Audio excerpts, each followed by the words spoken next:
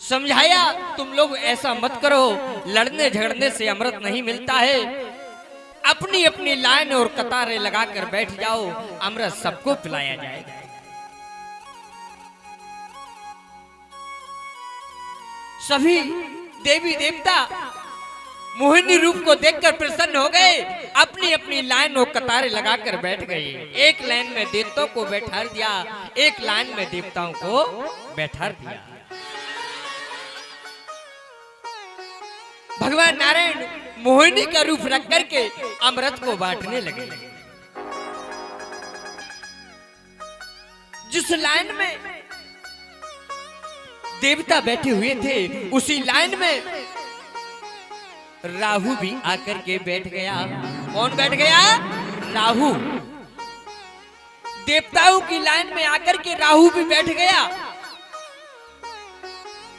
तो सूर्य और चंद्रमा ने देख लिया, सूर्य ने और चंद्रमा ने देख लिया। जाकर के भगवान नारायण से कहा, प्रभु आपको पता नहीं है, आप सबको अमृत पिला रहे हैं। जिस लाइन में देवता बैठे हुए हैं उसी लाइन में राहु भी बैठा है। भगवान नारायण ने कहा, राहु? कहा, हाँ प्रभु, राहु बैठा है। भगवान ने देरी नहीं की, तुरंत सुदर्शन चक्र को आदेश दे दिया, जाओ राहु का क्षणबद्ध कर दो। जैसे सुदर्शन चक्र मारने के लिए दौड़ा, मारने के लिए झपटा, तो जैसे राहु का उद्धार किया तो राहु के दो टुकड़े हो गए। कौन कौन? राहु और केतु दो हो गए। जैसे भगवान ने सुदर्शन चक्र से उसका वध किया तो दो टुकड़े हो गए, दो बन गए, राहु और केतु, दो भाई हो गए।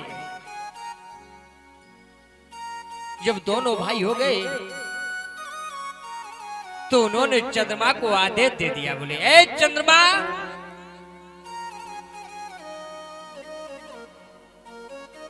और ए सूर्य नारायण, तुम्ही ने मेरा भेद बताया है, तुम्ही ने कहा है कि प्रभु इस लाइन में राहु बैठ गया है। अरे चंद्रमा और सूर्य, मैं तुम्हें कभी नहीं छोड़ सकता हूं, मैं तुम्हें कभी नहीं छोड़ सकता हूं। जो आज भी पीछा किए जा रहे हैं सूर्य और चंद्रमा, सूर्य और चंद्रमा का आज भी राहु पीछा किए हैं, जिसे हम आप कहते हैं सूर्य ग्रहण और चंद्र ग्रहण। सूर्य ग्रहण और चंद्र ग्रहण। मैं तुम्हारा पीछा नहीं छोड़ूंगा।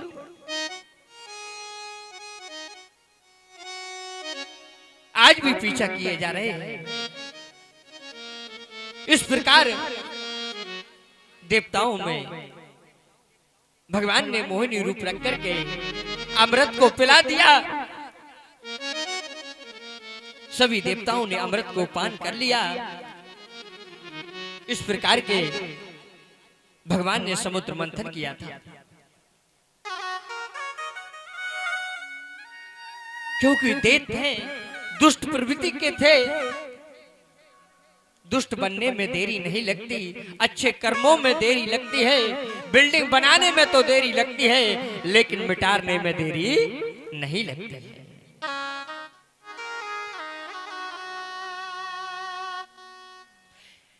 एक वृक्ष पर एक तोता बोल रहा था। तोता, एक वृक्ष पर एक तोता बोल रहा था। एक महाशय ने दूसरे महाशय से कही के, जा बताओ जो तोता आखिर में बोल क्या रहा, जो तोता आखिर में बोल क्या रहा है। तो संत जी थे, भगवान में लीन थे, भगवान का 24 घंटे स्मरण करते थे। बोले, हम बताते हैं, तोता कह रहा है सीताराम दशरथ। तोता क्या बोल रहा है? सीताराम दशरथ। क्योंकि भगवान में लीन थे, 24 घंटे भगवान का स्मरण करते थे। तोता कह रहा है सीताराम दशरथ। उसी में एक बानिया थी, साहूकार। संत जी से बोले तोता जा नहीं कह रहे जो तुम कह रहे, जो तुम कह रहे, बोले तोता जा नहीं कह रहे हो, बोले तोता का कह रहे हो। तो वे दिन भर तखज्जा पे नमक मैच तोलत पसठ की दुकान काम जो ही, बोले तोता कह रहा है नमक मैच अदरक। सीताराम दशरथ नहीं, नमक मैच अदरक। बोले नमक मैच अदरक, हाँ बोले यह कह रहा है तोता। तीसरे जने हते पहलवान, वे पहलवानी करत, पहलवान का नंबर आया, बोले साहूकार तोता जो आप कह रहे नमक में अदरक नहीं कह रहे, बोले का कह रहे हो तुम बताओ। बोले हम बताएं तो सही बताएं, बोले का, बोले तोता के मुख से आवाज आ रही है दंड बैठक कसरत, दंड बैठक कसरत का भी दिन रात कसरत में मगन है। तो कहने का तात्पर्य यह है जो जिस काम में लगा रहता है, जो जिस कार्य को करता है उसको वही चीज दिखती है, अन्यथा दूसरी चीज दिखने वाली नहीं है, चाहे कोई भी हो। इसी प्रकार कथा को आगे बढ़ाते हुए, क्योंकि आज भगवान का प्रागट जन्म की भी कथा होने है, कथा को आगे बढ़ाते हुए आज की कथा में आप लोगों को वह प्रसंग सुनाऊंगा जिस कथा में, क्योंकि दुनिया के लोग भिक्षावृत्ति करते हैं, दुनिया के लोग एक दूसरे से मदद लेते हैं, एक दूसरे से मांगते हैं, लेकिन आज परमपिता परमात्मा स्वयं मांगने के लिए जा रहा है।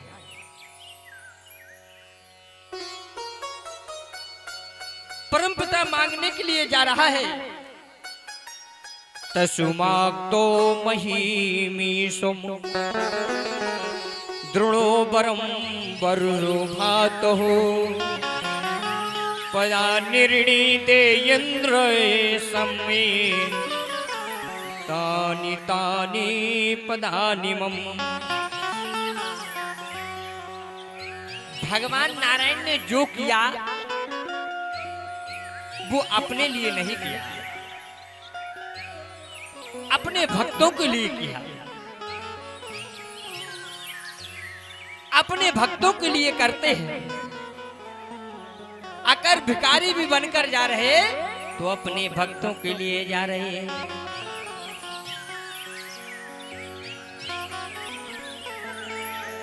कि राम सदा सेवक रुच राखी, वेद पुराण संत सुर साखी। राम सदा सेवक रुच राखी, वेद पुराण संत सब साखी।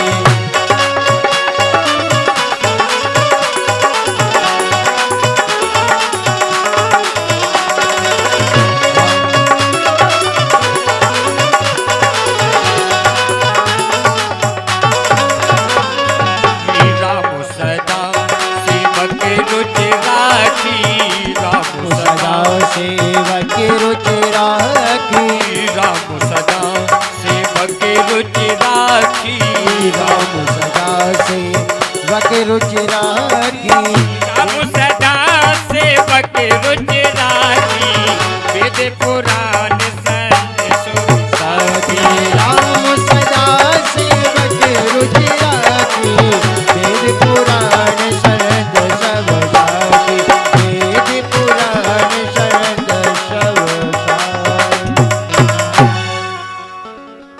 एक दिन परमपिता परमात्मा राजा बलि के यज्ञ में स्वयं बामन रूप रख करके जा रहे हैं, बामन अंगल के बन करके जा रहे हैं। संत के भेष में जब जा पहुंचे तो राजा बलि ने देखा, राजा बलि यज्ञ में से उठे और जैसे परमपिता परमात्मा को देखा तो जाकर के चरणों में गिर गए। महाराज आप जैसे संत मेरे यज्ञ में आ गए हैं, मेरा तो जीवन कृतार्थ हो गया है, मेरा जीवन तो लाभान्वित हो गया। आइए महाराज, आइए सिंहासन पर पधारिए महाराज। आप मेरे यज्ञ में आ गए हैं महाराज। अरे महाराज, मैं किसी को हाथ नहीं जोड़ता, मैं किसी को हाथ नहीं जोड़ता, लेकिन आपके सामने मैं हाथ जोड़ रहा हूं महाराज। मैं इतना दान देता हूं, मैं इतना दान देता हूं कि जो भी महात्मा हमारी यज्ञ में एक बार आ जाए उसे सारे जीवन भर दर दर भटकने की जरूरत नहीं होती। अरे महाराज, आइए सिंहासन पर विराजमान होइए। तुरंत जाकर के राजा बलि ने सिंहासन पर विराजमान कर दिया वामन भगवान को और बैठल दिया। पूछा महाराज क्या चाहिए? स्वागत किया, सत्कार किया। कहा महाराज मांगिए, आज मैं देने के लिए तैयार हूं। और मैं ऐसा वैसा दानी नहीं हूं, जो आप मांगोगे मैं वही दूंगा।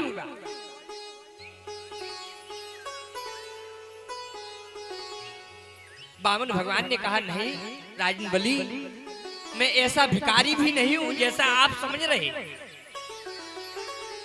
हे राजन, मैं ऐसा भिखारी नहीं हूं। अगर तुम्हें कुछ चाहिए राजन हमसे तो आप मांग लीजिए। राजा बलि ने कहा महाराज, मांगने वालों से क्या मांगे, और अगर आपसे मांगे भी तो आपके पास देने के लिए क्या है? खड़ाऊ है आपके पास, कमंडल है आपके पास, और क्या है आपके पास? और कुछ है? कुछ भी नहीं दिखता महाराज। वामन भगवान ने कहा राजा बलि, आप मुझे जो दोगे वो स्थायी संपत्ति होगी, और जो हम आपको देंगे वह अचल संपत्ति होगी। पीढ़ी दर पीढ़ी वह संपत्ति चलेगी जो हम आपको देंगे। राजा बलि बोले महाराज, आपके पास क्या है ऐसा देने के लिए जो अचल रहेगा, पीढ़ी दर पीढ़ी चलेगा? कहा राजा बलि, मेरे पास एक ऐसा आशीर्वाद है जो तुम्हारा लोक भी सुधार लेगा और तुम्हारा परलोक भी बना देगा। राजा बलि, तुम्हारा परलोक भी बना देगा। राजा बलि हंसने लगा महाराज, इन बातों से मुझे कुछ फर्क पड़ने वाला नहीं है। आप तो ये मांगिए, क्या चाहिए आपको? आप मेरे यज्ञ में आए हैं तो चाहिए क्या है? बाबा ने लिखा भी है, बोले संत बेटपो सरता गिरधरनी, ऊपर है दोहित सवन के करनी। मांगिए, आपको क्या चाहिए, मैं देने के लिए तैयार हूं। वामन जी महाराज कुछ नहीं बोले। हरि वामन का भेष बनाए, हरि वामन का भेष बनाए, बलि राजा के द्वारे पे आए। हरि वामन का भेष बनाए, हरि राजा के द्वारे पे आए। हरि वामन का भेष बनाए, बलि राजा के द्वारे पे आए। हरि रावण भेष बनाए, हरि राजा के द्वारे पे आए।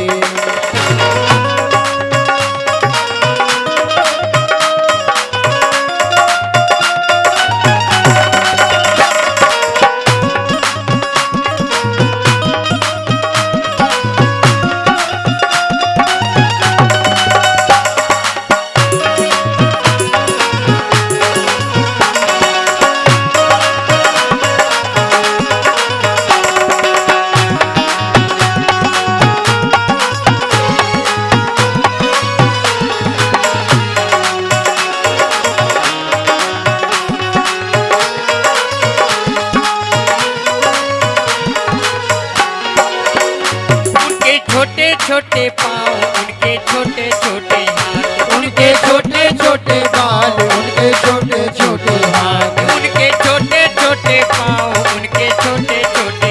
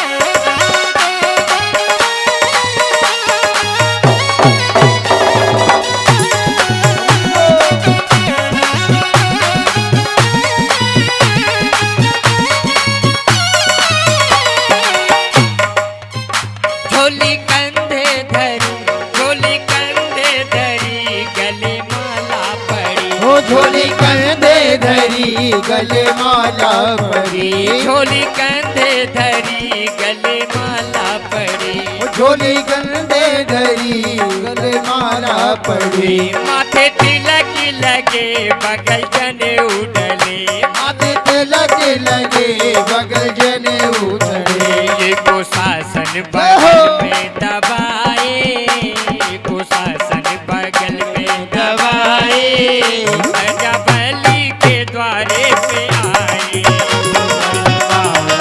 रूप बनाए राजा बलि के द्वार पे आए। हरि बोल।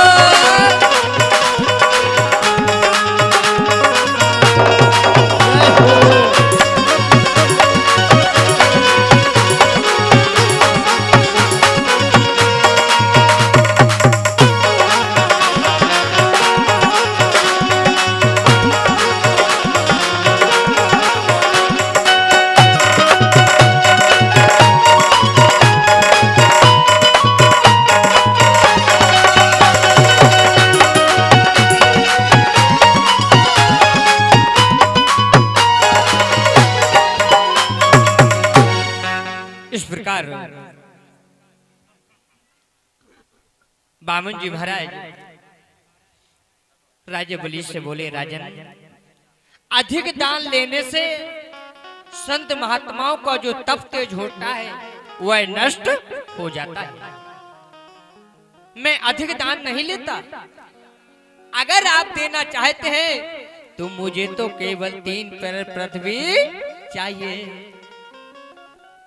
मुझे तो 3 पैर पृथ्वी चाहिए, कुटिया बनाने के लिए, भरण पोषण करने के लिए। कहा महाराज आप मांगने में संकोच मत कीजिए, महाराज आप मांगने में संकोच मत कीजिए, मांगिए, दिल खोल कर मांगिए, आपको क्या चाहिए। 3 पैर पृथ्वी में तो आपकी कुटिया भी नहीं बनेगी महाराज। भवन मांगिए, बाग बगीचे मांगिए महाराज,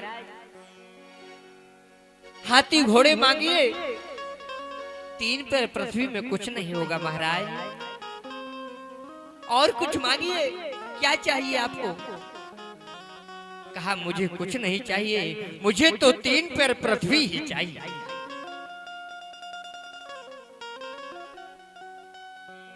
राजा बलि ने कहा महाराज मैं ऐसे पिता की संतान है, हम ऐसे पिता की संतान हैं कि मेरे पिता विरोचन से किसी ने आयु मांगी थी तो उन्होंने अपनी आयु भी अर्पण कर दी थी, उन्होंने अपनी आयु भी अर्पण कर दी थी विरोचन ने। और महाराज हम ऐसे सूरवीरों की संतान हैं, आप मांगने में मुझसे संकोच कर रहे हैं, और कुछ क्यों नहीं मांगते। कहा कुछ नहीं चाहिए। इन शब्दों को सुनकर, इस वार्तालाप को सुनकर शुक्राचार्य भी आ गए,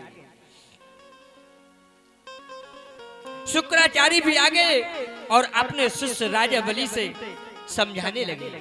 अरे राजन बलि तुम्हें पता नहीं है, ये साक्षात भगवान नारायण है जो तुम्हारे यज्ञ में आए, तुम्हें पता नहीं है ये साक्षात परमात्मा है, तुमको छलने के लिए आए हैं और ये 3 पैर पृथ्वी का तो बहाना कर रहे हैं।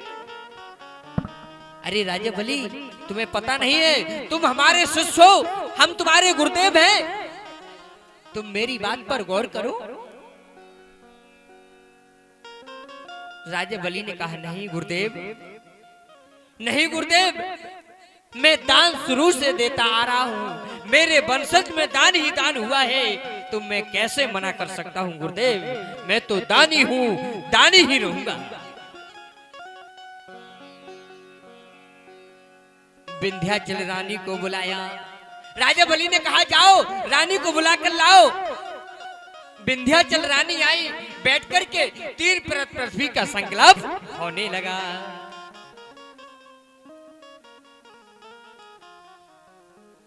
जब 3 पर पृथ्वी का संकल्प होने लगा तो शुक्राचार्य नहीं माने। शुक्राचार्य ने अपने नेत्र का प्रयोग कमंडल की टोटी में कर दिया। कमंडल तोयम, क्योंकि अगर जल नहीं निकलेगा तो संकल्प कहां से होगा। कमंडल की टोटी में कर दिया। भगवान ने सोची कि शुक्रा भी मानवे भाव ऐसे नहीं है, शुक्राचार्य भी ऐसे मानने वाला नहीं है।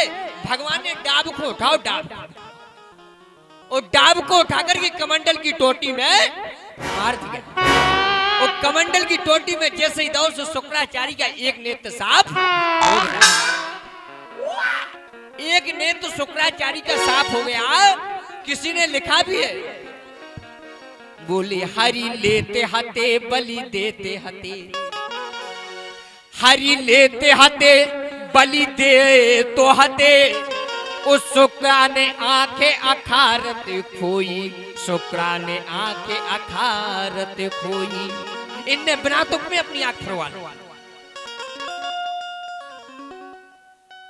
भगवान ने एक नेत्र को शुक्राचार्य के साफ कर दिया और 3 पर पृथ्वी का संकल्प हो गया। संकल्प हो गया तब तो वामन भगवान ने अपने विशाल रूप को बढ़ा दिया।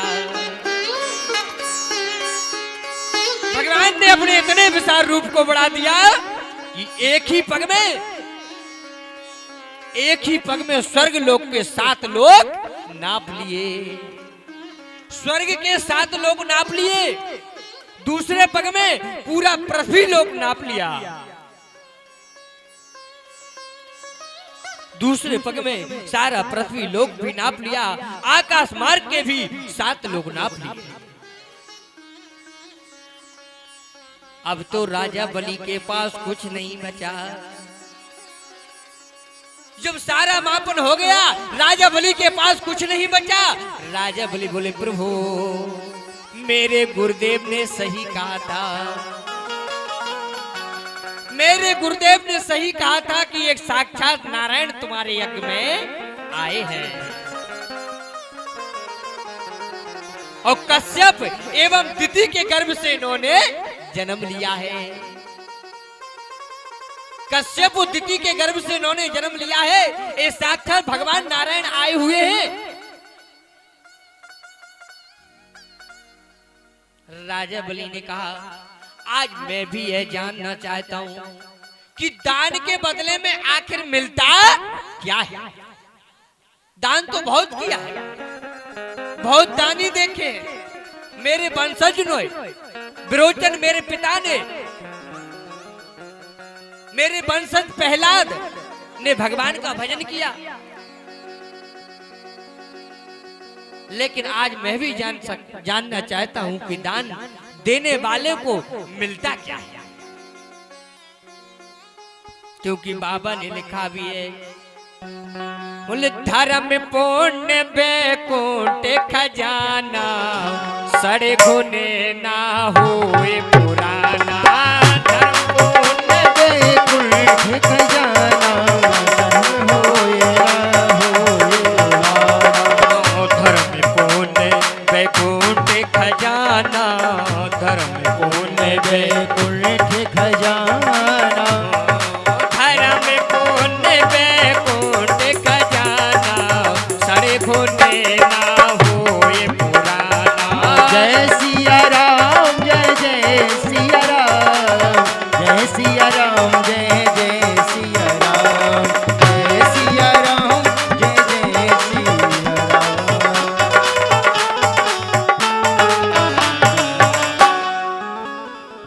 भगवान नारायण ने कहा, अरे राजा बलि, अब हम बताते हैं दान में क्या शक्ति होती है।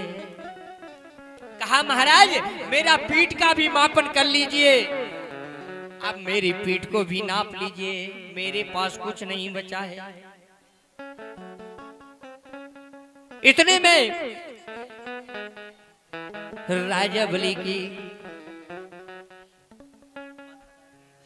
बलि की पुत्री आई और सोचने लगी राजा बलि की पुत्री सोचने लगी कि इसने हमारे पिता की सारी जमीन जायदाद अगर मेरे पिता की हड़प ली है तो इसको, इस दुधमुखे बालक को, एक बामन रूपधारी को अपने गोदी में बैठा कर